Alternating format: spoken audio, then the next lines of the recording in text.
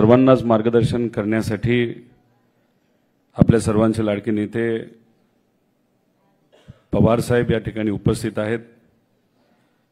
एक लढवय्या नेता जे आज आपल्या सर्वांचं प्रतिनिधित्व प्रदेश अध्यक्ष म्हणून करत आहेत असे शशिकांतजी शिंदे साहेब, एकदम सामान्य बॅकग्राऊंड, पण लोकांच्या आशीर्वादाने, लोकांच्या विश्वासाने आणि आदरणीय पवार साहेबांच्या मार्गदर्शनाखाली जे आज नाशिकचे खासदार बनलेले आहेत असे खासदार भास्करजी बगरे साहेब, माझे मित्र व नेहमी युवा असू द्या, महिला असू द्या, वडीलधारी असू द्या, आदिवासी समाजाचे व इतर समाजाचे नेहमी प्रश्न मांडणारे सुनीलजी पुसारा, राहायला कुठेही मिळालं, फिरायला कसंही जाता आलं तरी तिथं पोचायचं आणि प्रामाणिकपणे आदिवासी समाजाचे प्रश्न हे समजून घ्यायचे आणि समजून घेतल्यानंतर आमच्यापर्यंत आणि आदरणीय पवार साहेबांपर्यंत ते पोचवायचे आणि हे कार्य मनापासून करणारे प्रदेश अध्यक्ष आदिवासी विभाग जयवंतजी वानोळे, ऑफिस कसं चालतं, कसं चाललं पाहिजे आणि सर्व फ्रंटल सेल व इतर विभाग यांचं योग्य असं कोऑर्डिनेशन पवार साहेबांच्या मार्गदर्शनाखाली करणारे रवींद्रजी पवार स्वतः संघर्ष करतात, रस्त्यावर उतरतात, नेहमी आदिवासी समाजाचे प्रश्न आपल्या संघटनेच्या माध्यमातून मांडणारे आणि आता ज्यांनी मार्गदर्शन केलं असे सतीश भाऊ पन्नाम, ज्यांनी प्रास्ताविक केलं आणि स्वतः डॉक्टरेट उच्च शिक्षित आहेत असे डॉक्टर चंद्रकांतजी बरेला, पंकज भाऊ ठाकरे, प्रशांत भाऊ असतील, गुरुनाथ भाऊ असतील, रवींद्र भाऊ वळवी असतील, किरणजी मोकाशी असतील, तसंच जितूभाऊ काळे असतील, उपस्थित असणारे सर्वच या सेलचे पदाधिकारी, कार्यकर्ते, इथं उपस्थित असणारे पत्रकार बंधू आणि भगिनींनो, काल जागतिक आदिवासी दिन हा फक्त महाराष्ट्रात नव्हे तर भारतामध्ये आणि भारतात नव्हे तर अख्ख्या जगामध्ये काल साजरा झाला। आदिवासी दिनानिमित्त मी मनापासून आपल्या सर्वांना शुभेच्छा देतो। त्याच्याचबरोबर झारखंडचे माजी मुख्यमंत्री शुभू सोरेन साहेब यांचं दुःखद निधन झालंय। मी मनापासून भावपूर्ण श्रद्धांजली आपल्या सर्वांच्या वतीने, माझ्या परिवाराच्या वतीने, पार्टीच्या वतीने मी अर्पण करतो। आपण सर्वांनी बघितलं असेल की काल आपल्या राज्याचे जे आदिवासी मंत्री आहेत त्यांनी त्यांच्या सोशल मीडिया अकाउंटवर कुठेही जागतिक आदिवासी दिनानिमित्त शुभेच्छा दिल्या नाहीत। सरकार आणि खास करून भाजपचे जे सर्व मंत्री आहेत त्यांनी कुठेही आदिवासी समाजाला, समाज बांधवांना जागतिक दिनानिमित्त कुठेही शुभेच्छा दिल्या नाही। त्याचं मुख्य कारण भाजपकडनं आणि RSS कडनं आदेश निघालाय की अनेक वर्षांपासून हा दिन जो साजरा केला जात असतो तो आपण अजिबात करायचा नाही। त्याच्यावर काल आम्ही जेव्हा नागपूरला गेलो होतो, अनेक वर्षांपासून प्रथा आहे तिथे हा दिन खूप मोठ्या ताकदीने साजरा केला जातो, पण काल त्यांना साधी परवानगी सुद्धा सरकारच्या माध्यमातून त्या कार्यक्रमासाठी दिली गेली नव्हती। कुठे ना कुठेतरी समाजामध्ये नाही तर आदिवासी समाजामध्ये सुद्धा पार्टीच्या माध्यमातून विभाजन करायचं आणि हा आदिवासी समाज एका दिनानिमित्त एकत्रित येतो, तो एकत्रित आला नाही पाहिजे। म्हणजे आजपर्यंत आदिवासी समाज हा आदिवासी म्हणून लढत होता, पण भाजपची रणनीती अशी आहे की आता आदिवासी समाजामध्ये भाजपचे आदिवासी वेगळे, इतर विचाराचे वेगळे, असं कुठेतरी विभाजन केलं जातं। आणि मी तुम्हा सर्वांना सांगतो हे अतिशय घातक आहे, कारण की तुमची जी एकत्रित ताकद आहे ती खरी ताकद आहे आणि फक्त राजकीय पोळी भाजण्यासाठी तुम्हाला जे विभाजलं जाते ते अजिबात तुम्ही होऊन दिलं नाही पाहिजे। याचं आपल्या सर्वांनी तिथं निर्णय घेणं अतिशय महत्त्वाचं आहे। काल अकोले हा जो तालुका आहे अहिल्यानगर जिल्ह्यामध्ये, तुम्ही मला माहित नाही तो व्हिडिओ तुमच्यापर्यंत आला का नाही आला, सत्तेत असणारा एक आमदार आदिवासी दिनानिमित्त अजितदादांच्या पक्षाचा तो आमदार कार्यक्रम घेतो. त्यांनी कार्यक्रम घेण्यापेक्षा तिथं असणारा आदिवासी समाज एकत्रित येऊन स्वतः तिथं कार्यक्रम घेतला जातो आणि तिथं पोलीस प्रशासनाच्या माध्यमातून लाठीचार्ज हा आदिवासी युवा बांधवांवर त्या ठिकाणी केला गेला. एक वडीलधारी होते व्यक्ती, त्यांना सुद्धा लाठीचार्ज पोलीस प्रशासनाने काल केला. याच्या आधी वारकरी संप्रदायावर केला, इतर समाजांच्या महिलांवर युवांवर तिथं लाठीचार्ज केला गेला. आणि दुर्दैव असं काल आदिवासी दिनानिमित्त काल आदिवासी समाजावरच लाठीचार्ज हा होम मिनिस्ट्रीकडनं तिथं केला जात असेल तर ह्याच्यावरनं आपण सर्वांनी समजून घेतलं पाहिजे की या सरकारला या बाबतीत काय करायचं आणि समाजामध्ये आणि खास करून त्याच समाजामध्ये सुद्धा विभाजन झालं पाहिजे. आणि गर्दी जर काल होत असेल ती गर्दी होऊ नये असे आदेश कदाचित तिथं होम मंत्रालयाकडनं दिले गेले का काय असं आम्हा सगळ्यांना तिथं वाटतं. आदिवासी हे नाव कसं आलं? आधीपासून जे लोक तिथं वास करत आलेले आहेत, म्हणजे या भूमीवर जे आधीपासून म्हणजे फार अनेक शेकडो हजारो लाखो वर्षांपासून जे लोक इथं राहत आलेले त्यांना आदिवासी आपण समजतो आणि मानतो आणि ते खरं आहे. पण तुम्ही बघा शब्दाचा खेळ कसा केला जातो. शेकडो वर्षांपासून आपण सर्वजण अभिमानाने सांगतो की आम्ही आदिवासी आहोत, पण आरएसएस आणि भाजपने काय केलं तर एक नवीन शब्द काढला, तो आहे कुठला? वनवासी. म्हणजे वनात नाही तर तिथं जंगलात कुठून तरी बाहेर आले आणि आता जंगलात राहतात, ह्याला वनवासी म्हणतात. म्हणजे कुठं ना कुठेतरी प्रयत्न असा केला जातोय ज्या भूमीवर तुम्ही राहता ती भूमी ही तुमची नाही, तुम्ही नंतरून तिथं आलेला आहात. तुम्ही म्हणाल ह्याचा काय फायदा? आता आदिवासी समाज ज्या ज्या भागामध्ये राहतो त्या त्या भागामध्ये डोंगर आहेत, बरोबर आहेत का नाही आहेत? मेजॉरिटी म्हणजे बहुतांश ठिकाणी आहेत. आता त्या डोंगरामध्ये काय दडले जमिनीखाली? काय दडले? खनिज दडले. सुरजागड माहिती आहे ना तुम्हाला? सुरजागड आणि ह्या भागामध्ये आणि महाराष्ट्राच्या बाहेर सुद्धा लाखो करोडो रुपयाचं खनिज हे तिथं दडलेलं आहे. आता त्या जमिनीवर कोण राहतं? कोण राहतं? आता तुम्ही आदिवासी म्हणजे आधीपासून तिथं राहत असला, त्या जमिनीचे मालक तुम्ही असाल तर तुम्हाला हटवणं सोपं आहे का? नाही. मग तुम्हाला वनवासी म्हणायचं, हे बाहेरून आलेले आहे, टप्प्याटप्प्याने तुम्हाला त्या भागातून बाहेर काढायचं. एखाद्या मोठ्या श्रीमंत व्यक्तीला, एखाद्या मोठ्या कंपनीला लाखो कोटी रुपयाचं काम तिथं दिलं जायचं आणि तुमच्या जमिनीच्या खालून जे खनिज जे ते बाहेर काढायचं आणि त्याच्यामध्ये नफाखोरी करायची. हा प्लॅन भाजपचा आहे, हे तुम्ही सर्वांनी समजून घेतलं पाहिजे. म्हणून हा नावाचा बदल तिथं केला गेला. जनसुरक्षा कायदा आलेला तुम्हाला सगळ्यांना माहिती आहे. बस सगळ्यात जास्त त्रास हा कम्युनिस्ट पक्षाचा नाही तर कम्युनिस्ट विचाराच्या पक्षाचा या सरकारला जर कुठं होत असेल तर जिथं खनिज जे आहे तिथं, जिथं हे सुरजागड खान आहे तिथं हा त्रास तिथं होतो. पण त्रास का दिला जातो? कारण का काही कॉन्ट्रॅक्टरची लोक, काही नेते मंडळी जे आमच्या आदिवासी समाजाची लोक तिथं राहतात त्यांना बाहेर काढतात, त्यांना तिथून हटवण्याचा प्रयत्न केला जातो आणि त्या लोकांचा आवाज बनून तिथे असणारे जे कम्युनिस्ट पक्षाचे नाही तर कम्युनिस्ट संघटनेचे लोक नाही तर आदिवासी समाजाचे कुठल्याही पक्षाची काही घेणं देणं नाही, फक्त आमच्या हक्कासाठी आम्ही लढतो म्हणून ते सगळे एकत्रित येतात. ती लोक एकत्रित येऊ नये, त्यांना नक्षलवादी ही उपमा देऊन त्यांना बाजूला काढलं जावं, त्यांना जेलमध्ये टाकण्यात यावं आणि मग ते जेलमध्ये गेल्यानंतर तुमचं जे खनिज आहे ते खनिज त्यांना काढता यावं, यासाठी हा जनसुरक्षा कायदा आलाय अशी लोकांमध्ये चर्चा आहे. म्हणजे तुम्हाला पकडायचं, तुम्हाला बाजूला काढायचं आणि तिथं जे काय मिळतंय त्यातून कुठेतरी नफाखोरी करायचं असा एक प्रयत्न तिथं असावा असं आम्हाला सगळ्यांना त्या ठिकाणी वाटतंय.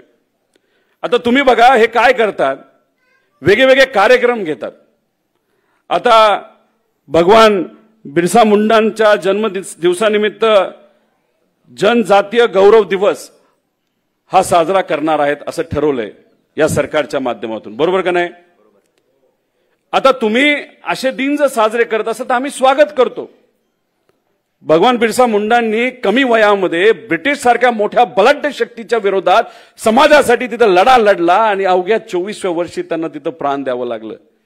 पण कोणासाठी दिलं तर समाजासाठी दिलं, कोणासाठी दिलं तर सामान्य लोकांसाठी दिलं. आणि एवढी बलाढ्य शक्ती समोर असताना, बंदुक्या बॉम्ब त्यांच्या समोर असताना, फक्त लोकांच्या हिमतीवर हा भगवान बिरसा मुंडा हे त्या ठिकाणी लढत होते. याच्यातून आपण काहीतरी समजून घेतलं पाहिजे. आज समाजामध्ये वाढ निर्माण केला जात असेल, जर तोडातोडीचं राजकारण केलं जात असेल, तर त्या काळामध्ये कोण करत होतं तर ब्रिटिशर करत होते. आजच्या काळामध्ये कोण करतंय तर हे भाजपचे लोक तिथं करत आहेत. तर भगवान बिरसा मुंडांचा विचार हा आपल्या सर्वांच्या मनामध्ये, ध्यानामध्ये, रक्तामध्ये असेल, तर भाजप जर तिथं आपल्यावर अन्याय करत असेल, आपल्याला जो विभाजन केलं जात असेल, तर आपण ज्याची मालकी आपली आहे ते आपल्या हातातून खेचून आणत असेल, तर मग आज भाजप कितीही बलाढ्य शक्ती समोर असली तरी त्याच्या विरोधात कोणाला लढायचंय? कोणाला लढायचंय? बर, मग त्यांची ताकद मोठी असेल, पैसा त्यांच्याकडे असेल, पोलीस प्रशासन असेल, तर आपल्याकडे काय? काय कॅडर, आपल्याकडे काय? संघटन. मगाशी काय म्हणलात? काय एकजुटीचं काय म्हणलं तुम्ही? नारा काय होता? परत एकदा जोरात म्हणा बरं.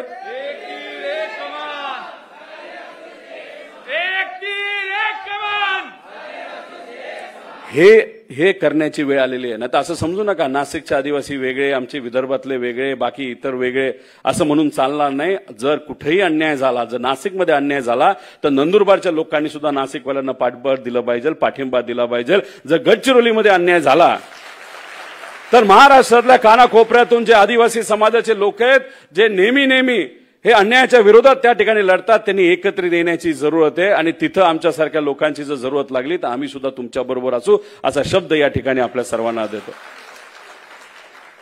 अहो, हे असे गौरव दिवस करतात, ठीक आहे, अभिनंदन करू, स्वागत करू.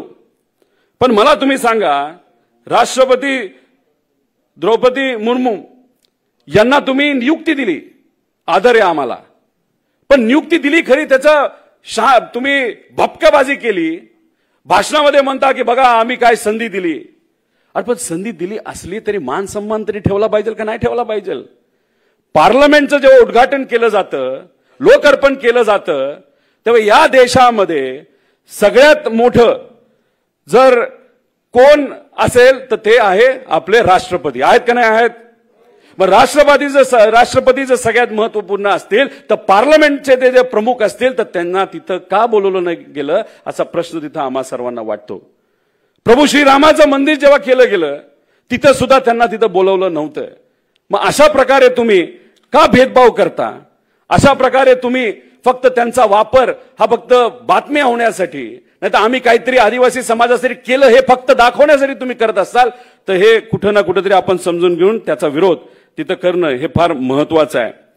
त्याच्याचबरोबर काही ठराविक गोष्टी बोलेल. आदरणीय पवार साहेबांना आपल्या सर्वांना मार्गदर्शन करायचंय, पण फक्त एक तुम्ही काही गोष्टी समजून घ्यायच्या आम्हाला कळल्या. तुमच्या सगळ्यांच्या वतीने पवार साहेब आणि शशिकांत शिंदे साहेबांना मी इथं सांगतोय, आणि त्या खऱ्या असतील तर नक्कीच तुम्ही त्याला पाठिंबा द्यावा असं मला वाटतं. जी जनसुनावणी केली जाते जिथं म्हणजे खास करून विदर्भाच्या भागामध्ये आणि जिथं या खाणी आहेत, तिथं आमच्या सगळ्यांचं मत आहे आणि तिथल्या लोकांचं मत आहे की जनसुनावणी सुद्धा मॅनेज केली जाते. बरोबर का नाही? तिथं काही अधिकाऱ्यांच्या समोर बोलवलं जातं, धमक्या दिल्या जातात आणि जनसुनावणी तिथं मॅनेज केली जाते. आणि उद्या जाऊन आपल्या सर्वांना त्याच्यामध्ये लक्ष द्यावं लागेल. आणि हे जे दलाल आहे, हस्तक आहेत, जे मध्ये मीडिएटर नाहीतर एक दलाल म्हणून तिथं काम करतात, याच्या विरोधात सुद्धा आपल्या सर्वांना एकत्रित येण्याची जरूरत आहे. जनसुरक्षा कायद्याबद्दल आपण बोललो. त्याच्याच बरोबर आज जर बघितलं, राज्यात विविध शासकीय विभागामध्ये 10,000 पदे रिक्त आहेत. या सरकारला येत्या काळामध्ये आपण भाग पाडू की ही 10,000 पदं ही भरलीच गेली पाहिजे, आणि ते सुद्धा प्रॉपर प्रोसिजरच्या माध्यमातून, कॉन्ट्रॅक्टरच्या माध्यमातून नाही. कारण एखादं पद जर रिक्त राहिलं, प्रॉब्लेम काय होतो, तुम्ही जेव्हा ऑफिसमध्ये जाता आणि तिथं अधिकारीच नसेल तर तुमचं काम होणार आहे का?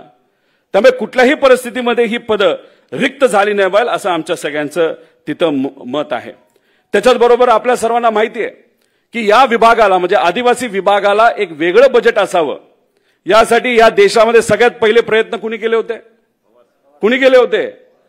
या देशामध्ये कुठल्याही राज्यामध्ये असा कुठलाही कायदा नव्हता, पण आपलं महाराष्ट्र हे पहिलं राज्य आहे पवार साहेबांच्या मार्गदर्शनाखाली की आदिवासी समाजासाठी वेगळं बजेट तिथं केलं गेलं. काय प्रामाणिक प्रयत्न होता?